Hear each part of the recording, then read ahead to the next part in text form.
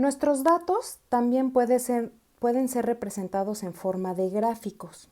Es decir, antes vimos que se representaban en forma numérica o en forma de tabla, pues estos anteriores nos ayudan a construir gráficos. El primero es el histograma y es una gráfica de barras rectangulares cuyas bases están centradas en la marca de clase del intervalo. Aquí podemos ver un ejemplo. Estas son nuestras marcas de clase y en el eje de las Y están las frecuencias. Estos están hechos en Excel. Un histograma puede ser unimodal, en el que se eleva a una sola cresta y luego declina. Uno bimodal, que tiene dos crestas diferentes. O un histograma con más de dos crestas se le va a llamar multimodal. En el ejemplo de tiempo diario de transporte de 50 alumnos de cierta universidad al sur de Copilco, podemos ver este histograma, donde aquí tenemos nuestras marcas de clase y cada una arriba tiene anotada su frecuencia. Si nosotros queremos hacer un histograma en R, ocupamos el comando hist. Entonces le decimos que grafique nuestros datos como los hayamos llamado y podemos poner título con main y los títulos de nuestra eje X y nuestro eje Y. En este caso, por ejemplo, estatura en centímetros y en nuestro eje Y la frecuencia. También podemos hacer polígonos de frecuencia. Se realizan trazando los puntos que representan las frecuencias o frecuencias relativas y uniéndolos mediante segmentos. Este ejemplo que ven aquí es para el de calificaciones de física. Si se fijan, es un polígono que está cerrado.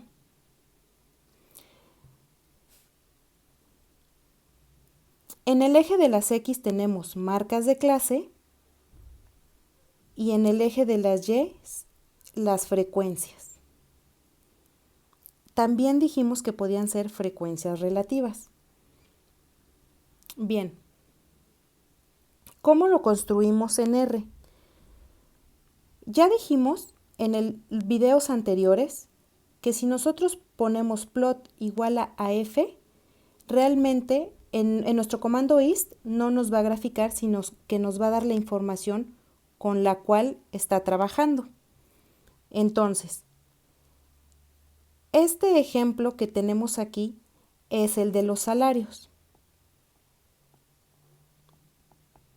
Entonces, estos son los que dijimos que les llamábamos quiebres, con los que construimos nuestros límites.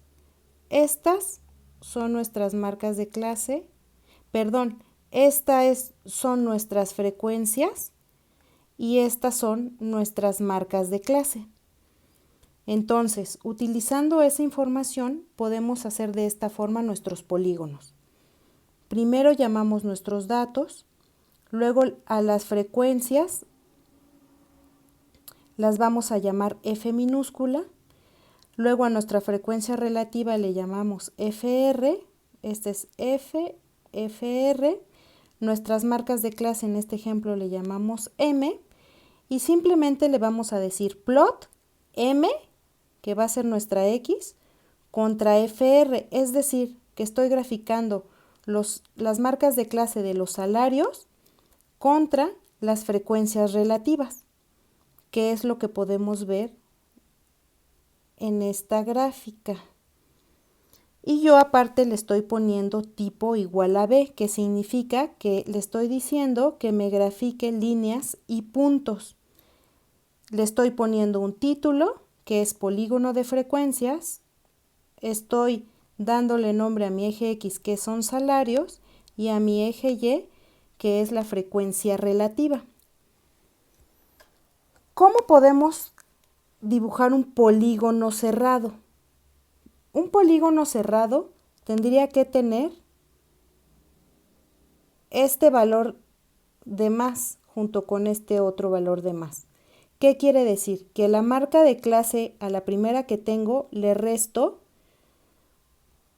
una longitud de clase. En este caso es 500. Por eso a 3250 le resto 500 y me da 2750. Y a la clase, a la último valor, lo construyo. A 7750 le sumo 500 y me da 8250. Y en el eje de las Y's le voy a poner un valor de 0 al principio y al final. Entonces, ese mismo polígono que yo había dibujado, ahora lo estoy cerrando. Cualquiera de los dos polígonos va a ser correcto. Entonces, aquí lo que estoy haciendo es llamarle a las marcas de clase MA a las frecuencias FREC y estoy graficándolo, como ven aquí. Igual estoy poniendo que me grafique los puntos y líneas, le estoy poniendo título. En este caso, si se fijan, estoy graficando las frecuencias, no las frecuencias relativas. Muy bien, continuamos. El siguiente tipo de gráfico es una ojiva de frecuencia. Puede ser ojiva de frecuencia acumulada o frecuencia acumulada relativa. Se dibuja utilizando los intervalos contra las frecuencias acumuladas o acumulada relativa. La ojiva indica para cada intervalo los elementos o proporción de elementos que son menores o iguales a dicho límite. Entonces, aquí les estoy mostrando una ojiva construida en Excel para el ejemplo de las 80 calificaciones de física. Entonces, el eje de las Y's es la frecuencia acumulada. Y el siguiente que les estoy mostrando es la frecuencia relativa acumulada. Entonces, este llega a 80 y este obviamente siempre tiene que llegar a 1. Si se fijan, el eje de los X son los intervalos, como los límites o quiebres, que les habíamos llamado. Muy bien, ¿cómo lo vamos a construir en R? Con el ejemplo de salarios, tenemos el límite inferior, que son estos datos, límite inferior, y vamos a crear el límite superior que va a ser sumándole la longitud de clase, nuestra C minúscula, que es 500. Puedo calcular la frecuencia acumulada relativa,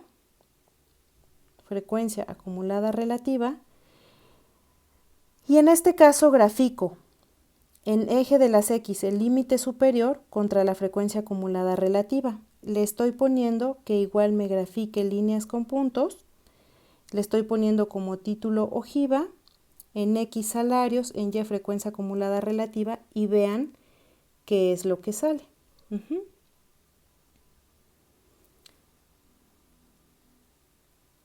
Continuamos.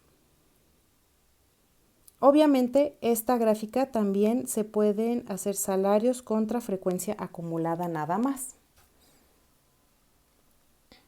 Vamos ahora a ver nuestra gráfica o diagrama de tallos y hojas. También se le llama de árbol.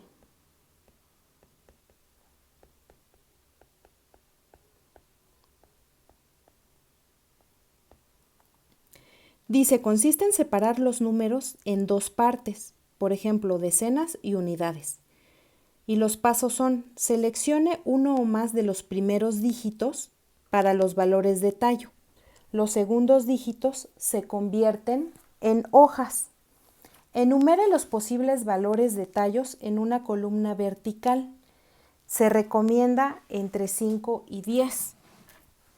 Anote la hoja para cada observación junto al correspondiente valor, no importa que se repita. Indique las unidades para tallos y hojas en algún lugar del gráfico. Entonces, aquí tenemos un ejemplo muy sencillo que tiene 7 valores y como nada más en este caso vamos a tener dos tallos, que sería 6 y 7. Y en la parte de las hojas, pues vamos a poner los valores que le corresponden, como 2, 8, 9, y en el otro 0, 1, 6 y 7. Si tuviéramos aquí otro 77, tendríamos que poner 2 7. Bien, entonces vamos a ver este ejemplo. Gráfica de tallos y hojas. Ejemplo de la vida media de una película fotográfica. ¿Quiénes son los tallos en este ejemplo? Pues pueden ser, si se fijan, van desde 100, 111, 116, etc. Entonces los tallos serían 11, 12, 13, 14, 15 y nuestro valor mayor es 162. Entonces tendría que poner 16. Entonces, ¿quiénes van a ser nuestras hojas? Pues va a ser 1 de 111, 6 de 116, hay 2 117, este y este.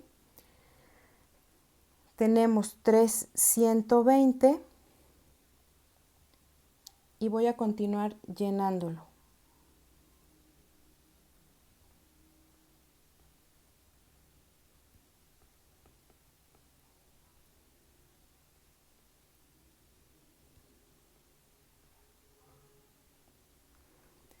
Para 130 tenemos 2 130, 2 131, un 132,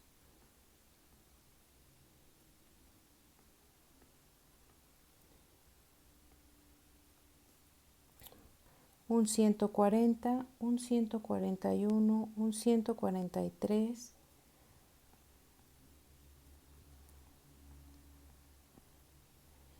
un 150 y un 162. Estos diagramas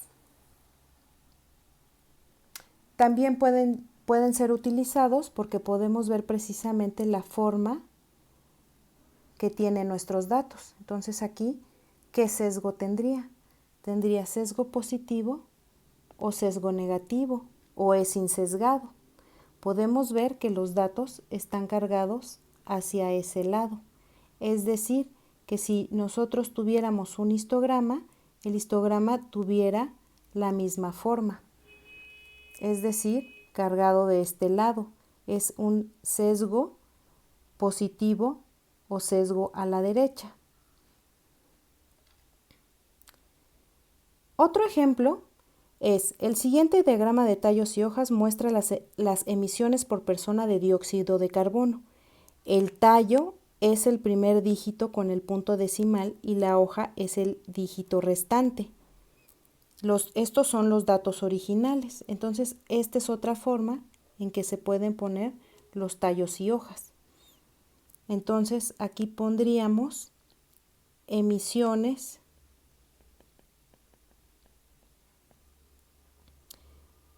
de dióxido de carbono.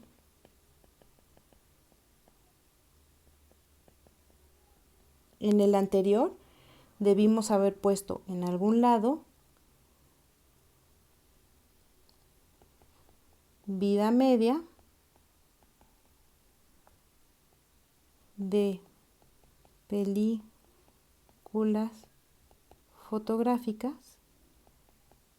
o simplemente poner que está en días. Aquí en R lo que hacemos es ocupar la función STEAM. Este es un ejemplo de resistencia a la ruptura de 100 botellas de litro en unidades PSI. Muy bien. También en este tipo de gráficas podemos encontrar tal vez rápidamente la moda, la mediana, ¿sí? Ver el sesgo, etcétera. ¿Sí? El último diagrama que vamos a ver es el diagrama de caja.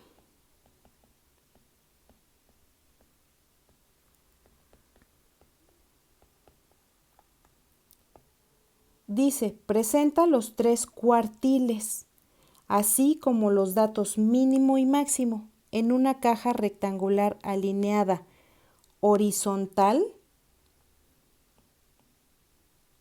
o verticalmente.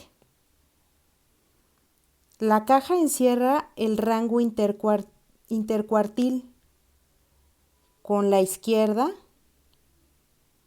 o inferior en el primer cuartil. Es decir, este es el primer cuartil. Y la línea derecha o superior con el tercer cuartil. Se dibuja una línea a través de la caja en el segundo cuartil. Esta sería el segundo cuartil. ¿Quién es el segundo cuartil? Pues la mediana.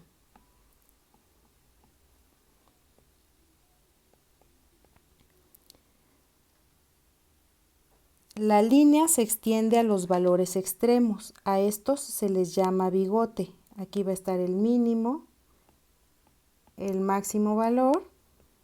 Aquí va a estar el máximo valor y el mínimo valor. Cuando nosotros hacemos diagramas de caja en R, a veces nos salen unos puntos aquí que nos está diciendo que parece haber un valor atípico. Y nosotros le podemos decir si realmente ese valor es atípico y lo borramos, más bien lo borramos o nos damos cuenta, o le decimos que sí lo considere. Por ejemplo, aquí sería hacer un bigote más largo y quedar así, y ya no sería un valor atípico. Bien.